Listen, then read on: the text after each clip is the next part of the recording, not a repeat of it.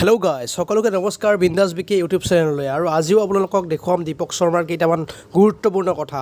তো এতিয়া ভিডিঅ'টো আমি আৰম্ভ কৰোঁ। আমাৰ কলেজত দীপক শৰ্মা ছাৰে কোৱা কেইটামান তিনিটা ইম্পৰ্টেণ্ট কথা। তো ভিডিঅ'টো চালে গম পাব। তো গোটেই ভিডিঅ'টো স্কিপ নকৰাকৈ চাব বুলি আশা কৰিলোঁ। ধন্যবাদ। জয় আই অসম। তিনিটা খুব গুৰুত্বপূৰ্ণ কথা কম। আজি ইয়াত নতুনকৈ কম এইখিনি কথা। লাইফত ৰিস্ক ল'ব লাগে। লাইফত কি ল'ব লাগে? ৰিস্ক। লৈ পাইছা নাই কেতিয়াবা লাইফত ৰিস্ক? কেনেকুৱা ৰিস্ক? মেছেজ এটা দি থৈছোঁ, স্মাইলি এটা দি থৈ দিছোঁ, বৈদ্য ৰিস্ক লৈছোঁ। যদি গাড়ী পাৰে কি হ'ব? তেনেকুৱা ৰিস্ক নেকি? কেনেকুৱা ৰিস্ক লৈছা লাইফত? যে গোটেই বছৰটো পঢ়া নাই, 10 দিন আগত পৰীক্ষা দিম, বৈদ্য ৰিস্ক লৈছোঁ। তেনেকুৱা ৰিস্ক লৈছোঁ নাই লাইফত? জোৰে কোৱা। লৈছোঁ। কোৱাত মন নিদিবা। আমি লাইফত কি ৰিস্ক লৈছোঁ? অচিনাকি কোনোবা ভাল লগা মেছেজ দি ৰিপ্লাই ৰখি ৰিস্ক লৈছোঁ। এবছৰ নপঢ়ি এমাহ পঢ়ি পৰীক্ষা দিয়াৰ ৰিস্ক লৈছোঁ। কলেজৰ 5টা বছৰ একো নকৰি চাকৰি পোৱাৰ ৰিস্ক লৈছোঁ। তেনেধৰণৰ ৰিস্ক লওঁ নে নলওঁ? তেনে ৰিস্ক নল'বা। আমি লাইফত ৰিস্ক ল'ব লাগে। জীৱনত আল্টিমেট 3জন মানুহে ৰিস্ক লৈছিলে পৃথিৱীত মূল বোধেৰে। কোনে? Neil Armstrong, Edwin Aldrin, Michael Collins. Neil Armstrong, Edwin Aldrin, Michael Collins. নাম তিনিটা শুনিছানে নাই? বহুতে শুনা নাই। শুনিছা নাই? ৰাজকুমাৰৰ নামটো শুনিছা নাই? নাই শুনা? আচ্ছা। ছালমান খানটো শুনিছা? এডুইন এলড্ৰিন, মাইকেল কলিন্স আৰু নেইল আৰ্মষ্ট্ৰঙে আল্টিমেট ৰিস্ক লৈছিল। কি ৰিস্ক লৈছিল? যে এটা উপগ্ৰহত যাব। পৃথিৱীত কোনো প্ৰাণী যাই পোৱা নাই। চাবা, পৃথিৱীৰ পৰা কোনো প্ৰাণী যাই পোৱা নাই সেই উপগ্ৰহত। এখনে যান। এনেকুৱা নহয় যে আমাৰ এইখন গাড়ী বেয়া হৈছে, বেলেগ এখন গাড়ী লৈ যাম। যানখন যদি অকণমান বিজুতি ঘটে, লগে লগে কি হ'ব? ছাই হৈ যাব। যাবনে নাই? অকণমান যদি গাড়ীখনৰ বিজুতি ঘটে, লগে লগে ছাই হৈ যাব। তাত ভাইৰাছো থাকিব পাৰে, দানৱো থাকিব পাৰে। ৰিটাৰ্ণ হ'বলৈ আমি পাৰিম নে নাই সেইটো নিশ্চিত নহয়। গতিকে চন্দ্ৰত অৱতাৰণা কৰা প্ৰথমজন ব্যক্তি নেইল আৰ্মষ্ট্ৰঙে লাইফৰ আল্টিমেট ৰিস্ক লৈছিল। ঘৰৰ মানুহে মৃতদেহো দেখা নাপাব, এইটোও তেওঁলোক চিয়'ৰ আছিল। আৰু তেওঁৰ সতীৰ্থ নেইল আৰ্মষ্ট্ৰং, এডুইন এলড্ৰিন আৰু মাইকেল কলিন্স। তেনেকুৱা ৰিস্ক লাইফত ল'বা যে মই ভালকে পঢ়িম, মই ভালকে পঢ়ি ৰিস্ক লৈ কিবা এটা কৰিবলৈ আগবাঢ়ি যাম। কিন্তু লাইফত সৰু সুৰা ৰিস্ক নল'বা। ল'ৰাবিলাক এটা ডাঙৰ ৰিস্ক লয়। মই আজি ৰাতিপুৱা এটা খবৰ শুনি মই খুব ব্যথিত হৈছোঁ। সেইবাবে মই এই কথাটো আজি প্ৰসংগটো কৈছোঁ। হয়তো কোনো কলেজত আজিলৈ কোৱা নাই। কথাটো কি জানানে? আমি আটাইতকৈ বেছি ৰিস্ক লওঁ বাইক চলাওঁতে, ৰাজপথত। লাইফত চবতে ৰিস্ক ল'বা, কিন্তু বাইক চলাওঁতে ৰাজপথৰ ৰিস্ক নল'বা। বাইকখন পালে আমাৰ ইণ্টিগ্ৰেশ্যন ফিল এটা আহিয়েই যায়। কি কৰিবা, উপায় নাই। ধুম মচা দে, ধুম মচা দে। অসমত প্ৰত্যেক দিনা বাইক এক্সিডেণ্টত বিশেষকৈ 3জন যুৱকৰ মৃত্যু হয়। আমি যে মিটিংটো কৰিছোঁ ৰাতিৰ পৰা গধূলিলৈ, এই সময়ত কেইটা ঘৰত মৃতদেহ যাব? কেইটা ঘৰত মৃতদেহ যাব? 3খন ঘৰত মৃতদেহ যাব। 3টা যুৱ প্ৰজন্মক বগা কাপোৰেৰে ঢাকি নিজৰ পিতৃ মাতৃৰ সন্মুখত হাজিৰ কৰোৱা হ'ব। ভাবা সেই লিখা।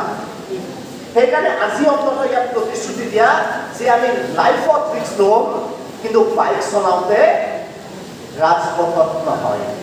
আমি ভাবোঁ যে স্পীড পঢ়াই আমি হিৰো হ'ব পাৰোঁ।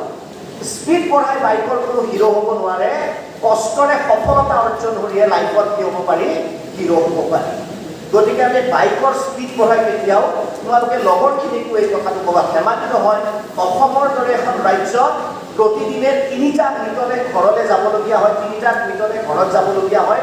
বগা কাপোৰেৰে থৈ আহি তেওঁলোকক কিহৰ বাবে? একমাত্ৰ স্পীডিং বাইকৰ বাবে। গতিকে আমি প্ৰতিযোগিতা কৰিম, লাইফত ৰিস্ক ল'ম, কিন্তু বাইক চলাওঁতে ৰাজপথত নহয়। এই কথাটো মনত ৰাখিবা। পুৰা দুটা খুব সৰু সৰু কথা আছে। পৃথিৱী সলনি কৰিব মন যায় নে নাযায়? ইয়াৰ যায়।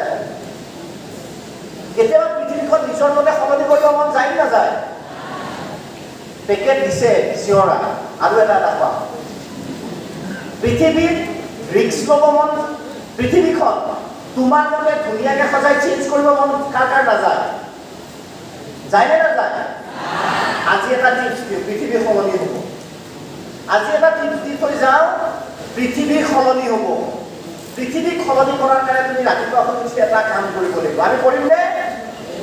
এনেই কৈছে খৰচ যায় কৈছে পৃথিৱী সলনি কৰিবলৈ ৰাতিপুৱা উঠি আমি সদায় এটা কাম কৰিম, যিটো কাম মোৰ মতে ল'ৰাখিনিয়ে হয়তো নকৰে, ছোৱালীখিনিয়ে কিছুমানে হয়তো কৰে। পৃথিৱী সলনি কৰিবলৈ আমি প্ৰথম কাম ৰাতিপুৱা উঠি কি কৰিম? নিজৰ বিচনাখন ঠিক কৰিম। আমি ৰাতিপুৱা উঠি কি কৰিম? বিচনাখন ঠিক কৰিম। বিচনা ঠিক কৰাৰ এটা ষ্টাইল আছে। এনেকুৱা নহয় গাৰুটো দলিয়াই দিলোঁ, বিচনা চাদৰখন উঠি যায়, তাৰপিছত আমি ঘৰৰ পৰা ওলাই গ'লোঁ। এতিয়া তোমালোকে ভাবিব পাৰা দীপক দাই এইটোলে পৃথিৱী কেনেকৈ সলনি কৰিব পাৰে। চিল কামাণ্ডৰ নাম শুনিছা নাই? আমেৰিকান চিল কামাণ্ডৰ নাম যিসকলে শুনা নাই, নেভি চিলছ, তেওঁলোকক মই কওঁ পৃথিৱীৰ আটাইতকৈ উচ্চ খাপৰ কামাণ্ডো হ'ল American navy seals. Osama bin লাডেনক বেলেগ এখন দেশত গৈ হত্যা কৰি তাৰ মৃতদেহ উঠুৱাই লৈ আহিলে ওচৰ চুবুৰীয়াই গম নাপালে, ইমান এফিচিয়েণ্ট আমেৰিকান নেভি চিলছ। আকৌ কৈছোঁ মই, এবটাবাদ নামৰ এখন ঠাইত পাকিস্তানৰ ওছামা বিন লাডেনক হত্যা কৰি এয়াৰলিফ্ট কৰি মৃতদেহ লৈ গ'ল, ওচৰ চুবুৰীয়াই গম নাপালে যে ৰাতি এইখন কাণ্ড হৈ গ'ল। সেইখিনিক কি বুলি কয়? American navy seals. American navy চিলছৰ এটা বিষয় পঢ়ি মই বৰ আচৰিত হ'লোঁ।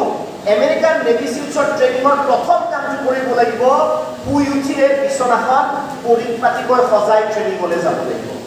এতিয়া কিয়? ইয়াৰ লগত এটা ডাঙৰ চাইকলজি জড়িত হৈছে, এইটো বুজাৰ প্ৰয়োজন আছে। প্ৰথম যে তুমি ৰাতিপুৱা বিচনাখন ঠিক কৰিলা, তোমাৰ এটা নিজকে সফলতাৰ ফিল হ'ব। মনে মনে তুমি গম নোপোৱাকৈ তোমাৰ ছাবকনচিয়াছ মাইণ্ডত এটা সফলতা, মই ৰাতিপুৱা এটা কাম পৰিপাটিকৈ কৰিলোঁ, সেই কামটোৱে তোমাক প্ৰেৰণা যোগাব, নেক্সট কামটো মই কি কৰিম। সেই কামটোৱে তোমাক কি প্ৰেৰণা যোগাব যে মই নেক্সট কামটো কি কৰিম, তাৰ পিছৰ কামটো মই কি কৰিম। অৰ্থাৎ এটা সৰু কামে তোমাৰ মাইণ্ডত পজিটিভ ভাইবছ দিব, যাৰ জৰিয়তে তুমি সৰু সৰু কামৰ পৰা ডাঙৰ কাম কৰিবলৈ আৰম্ভ কৰিবা। দেখাত অত্যন্ত সৰু কাম, দেখাত একেবাৰে বেকাৰ কাম, কিন্তু যিটো কাম মই কৈছোঁ নহয় আমেৰিকান নেভি চিলছে কৰে, সেই কামটো আজিৰ পৰা আমি ঘৰত আৰম্ভ কৰিম। ল'ৰাখিনিয়ে বিচনা ঠিক কৰা নে?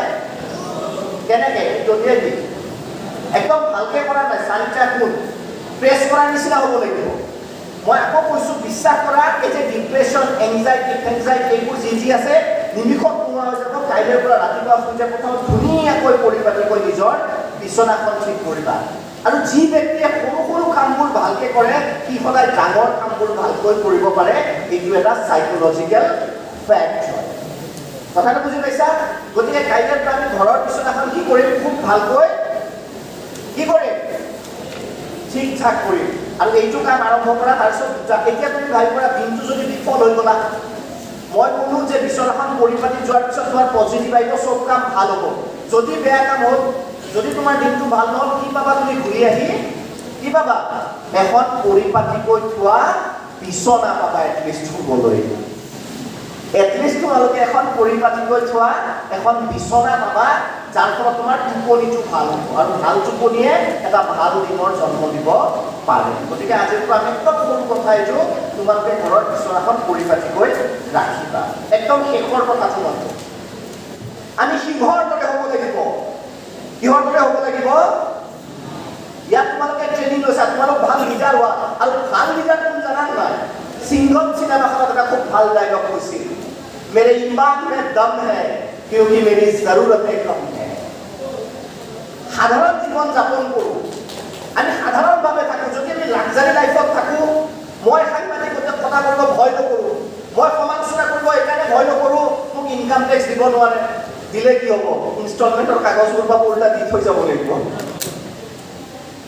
আমি আজি এটা আটকধুনীয়া পৃথিৱীত সোমাই গৈছোঁ, লেভিছ লাইফষ্টাইল আমাক লাগে।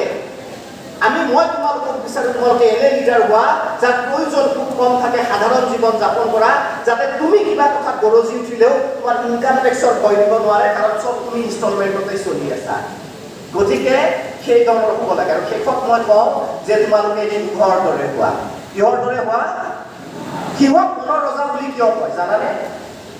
সিংহই চবতকৈ ফাষ্ট সকলোতকৈ বেগত দৌৰিব পাৰেনে? পাৰে নোৱাৰে? জোৰে কোৱা, পাৰে নোৱাৰে? এইটোৱে ক'ব নোৱাৰা কোন সকলোতকৈ বেগী হ'ল চিতা। জংঘলৰ কাৰণে ওখ প্ৰাণীটো সিংহ হয় জানো? কি হয়? জিৰাফ। জংঘলৰ কাৰণে শকত প্ৰাণীটো সিংহ হয় জানো? কি? হাতী। চব জানাই, কিমান ডাঙৰ কথা জানা। তথাপিও চোৱা, জংঘলৰ আটাইতকৈ ওখ প্ৰাণীটো হ'ল জিৰাফ, জংঘলৰ আটাইতকৈ শকত প্ৰাণীটো হ'ল হাতী, আৰু জংঘলৰ আটাইতকৈ বেগত দৌৰা প্ৰাণীটো হ'ল চিতা। তথাপিও সিংহ বনৰ ৰজা। কিয়? তথাপিও সিংহ বনৰ ৰজা কিয়? এটিটিউড মেক্স এ ডিফাৰেন্স। তুমি আটাইতকৈ ধনী ঘৰৰ ছাত্ৰ ছাত্ৰী হ'ব নালাগে। সফলতা অৰ্জনৰ বাবে ৰজাৰ দৰে জীয়াই থকাৰ বাবে তুমি পৃথিৱীৰ আটাইতকৈ ধনী ঘৰৰ ছোৱালীজনী হ'ব নালাগে। তুমি আটাইতকৈ ধুনীয়া ল'ৰাজন হ'ব নালাগে। তুমি আটাইতকৈ ভাল কথা ক'ব পৰা ব্যক্তি হ'ব নালাগে। তোমাৰ কি লাগিব? এটা পজিটিভ এটিটিউড এটা লাগিব। সিংহই কেইটামান কাম কৰে মনত ৰাখিবা, তেতিয়া ৰজাৰ দৰে চলিব পাৰিবা। ৰজা হ'ব ইচ্ছা আছে নাই? তোমালোক ৰাণীয়ে হৈ থাকিবা। ৰজা হ'ব ইচ্ছা নাই? অকল এটা ৰজা, বাকী চব ৰজাই। ৰজা হ'ব ইচ্ছা আছে নাই? ৰজাৰ দৰে জীয়াই থাকিবলৈ হ'লে তোমালোকে সিংহৰ নিচিনা হ'ব লাগিব। কাৰণ সিংহই কেতিয়া স্বীকাৰ কৰে জানানে? যেতিয়া ধুমুহা আমাৰ উপক্ৰম হয়, নিশা সিংহই স্বীকাৰ কৰে। তাৰমানে কঠিন পৰিস্থিতিত যিয়ে নিজৰ লক্ষ্যত উপনীত হ'ব পাৰে, সি সিংহৰ দৰে জীয়াই থাকে, আৰু সমাজত তাক আমি ৰজা বুলি কওঁ। নৰ্মেল চাৰ্কামষ্টেঞ্চেছত সকলোৱে স্বীকাৰ কৰে, কিন্তু সিংহৰ ব্যক্তিত্বটো হ'ল যেতিয়া ধুমুহা বৰষুণ অহাৰ নিচিনা হয়, সিংহ তেতিয়া স্বীকাৰলৈ বেছিভাগ সময় ওলাই যায়। অৰ্থাৎ কঠিন পৰিস্থিতিক প্ৰত্যাহ্বান হিচাপে লৈ সিংহই কি কৰে? নিজৰ বাবে খাদ্য প্ৰস্তুত কৰে। কথাটো বুজি পাইছা নাই? তাৰপিছত আৰু এটা গুৰুত্বপূৰ্ণ, সিংহই নিজৰ খাদ্যৰ বাবে আনৰ ওপৰত নিৰ্ভৰ নকৰে। হায়েনা দেখিছা? হায়েনাই কি কৰে? সিংহই যিবোৰ খাদ্য এৰি থৈ যায়, বাঘে যিবোৰ খাদ্য এৰি থৈ যায়, চাই থাকে। কি কৰে? চাই থাকে। এই যে সিংহ গ'ল, লগে লগে আক্ৰমণ। তাৰমানে বেলেগে এৰি যোৱা খাদ্য হায়েনাই খায়, সিংহই কিন্তু নিজৰ চিকাৰ নিজেই কৰে। অৰ্থাৎ আমি নিজৰ কামৰ বাবে আনৰ ওচৰত বাট নাচাওঁ, আমি নিজৰ কাম কি কৰিম? নিজেই কৰিম। গতিকে আমি কাৰ নিচিনা হওঁ? সিংহৰ নিচিনা, যে নিজৰ খাদ্যৰ বাবে, অৰ্থাৎ নিজৰ কামৰ বাবে, নিজৰ সফলতাৰ বাবে আনৰ ওপৰত আমি নিৰ্ভৰ নকৰোঁ। সিংহই আৰু এটা ভাল কাম কৰে। কি কৰে জানানে? সিংহ চাবাচোন, বাকীবিলাক যিবিলাক থাকে ইফাল ইফাল দৌৰি থাকে চট বজাই, সিংহই নিজৰ গতিপথেৰে আগবাঢ়ে। সিংহই কি কৰে? নিজৰ গতিপথেৰে আগবাঢ়ে, আৰু সি যিফালেদি যায় সেইফালে সন্মুখত কি আছে সিংহই কেয়াৰ নকৰে। তোমালোকো ৰজা হ'ব লাগিলে সিংহৰ দৰে হ'ব লাগিব। তোমালোক যিটো গতিপথ তোমালোক গৈ আছা, কোনোবাই বেয়া পাব, কোনোবাই ভাল পাব, এইবোৰ কথা ভাবি তোমালোকে নিজৰ জীৱনৰ গতিপথ সলনি নকৰিবা। কাৰণ সিংহই যেতিয়া আগবাঢ়ি যায়, কোনো হাতীয়ে হওক বা গড়েই হওক, কোনো ক্ষমতাই সিংহক আগভেটি কৰিব নোৱাৰে। আৰু এটা সিংহই অপ্ৰয়োজনীয় কামত লিপ্ত নহয়। তুমি চাবাচোন অন্য প্ৰাণীবিলাক শিয়াল চিয়াল ইটোৰ মাজত লাগি থাকে, দেখিছা নাই ডিস্কভাৰী চেনেলত? সিংহই কিন্তু সেনেকে সৰু সুৰা কথাত গুৰুত্ব নিদিয়ে। সিংহই সাধাৰণতে কাকো জোকাই নলয়, কাৰো সৈতে নুযুঁজে, কিন্তু এবাৰ যাৰ লগত যুঁজে সি তাক এৰি নিদিয়ে। সিংহ চাবা, মই আকৌ কৈছো যে আমি যে সৰু সৰু কামত ব্যস্ত হৈ থাকো, তাইক বেয়া পাইছে, তাইক কিবা ডাঙৰ কাটি, এইবিলাক সৰু সুৰা কামৰ কাৰণে সিংহৰ কি নাই? এই ল'ৰাবিলাকে আমাৰ থাকে কিছুমান শুনি বেয়াকে কৈছে, আজি শিকিলো দিয়া ঘৰত, এনেকুৱা কিছুমান অদ্ভুত অদ্ভুত থাকে। সৰু সুৰা কথাত সময় নষ্ট নকৰিবা, সৰু সুৰা কথাত গুৰুত্ব নিদিবা। যিদৰে সিংহই সাধাৰণতে নুযুঁজে, কাৰো সৈতে জোকাই নলয়, কিন্তু এবাৰ যুঁজিলে এৰি নিদিয়ে। গতিকে তোমালোকেও যেতিয়া লক্ষ্য স্থিৰ কৰিবা, এবাৰ যদি স্থিৰ কৰিবা, সেইটো তোমালোকৰ পৰা কেতিয়াও এৰি